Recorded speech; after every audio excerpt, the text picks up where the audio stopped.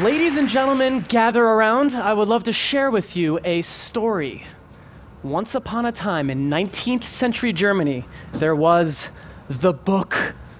Now, during this time, the book was the king of storytelling. It was venerable. It was ubiquitous. But it was a little bit boring. Because in its 400 years of existence, storytellers never evolved the book as a storytelling device. But then one author arrived, and he changed the game forever. His name was Lothar Meggendorfer. Lothar Meggendorfer put his foot down, and he said, "Genug ist genug."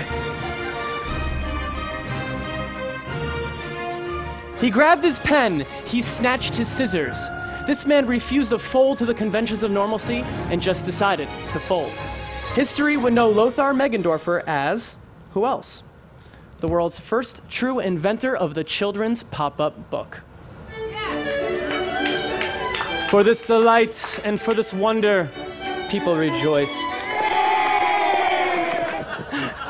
They were happy because the story survived and that the world would keep on spinning. Lothar Meggendorfer wasn't the first to evolve the way a story was told, and he certainly wasn't the last.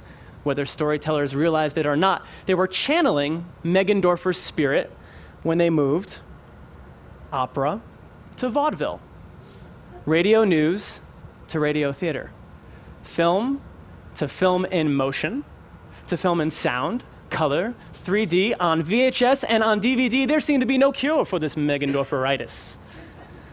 And things got a lot more fun when the internet came around.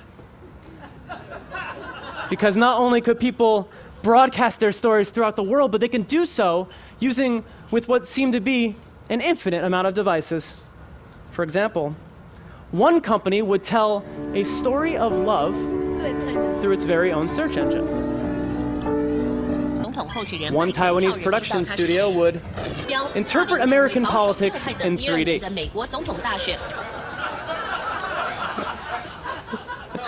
And one man would tell the stories of his father by using a platform called Twitter to communicate the excrement his father would gesticulate. And after all this, everyone paused. They took a step back. They realized that in 6,000 years of storytelling, they've gone from depicting hunting on cave walls to depicting Shakespeare on Facebook walls. And this was a cause for celebration. The art of storytelling has remained unchanged, and for the most part, the stories are recycled. But the way that humans tell the stories has always evolved with pure, consistent novelty. And they remembered a man, one amazing German, every time a new storytelling device popped up next. And for that, the audience, the lovely, beautiful audience, would live happily ever after.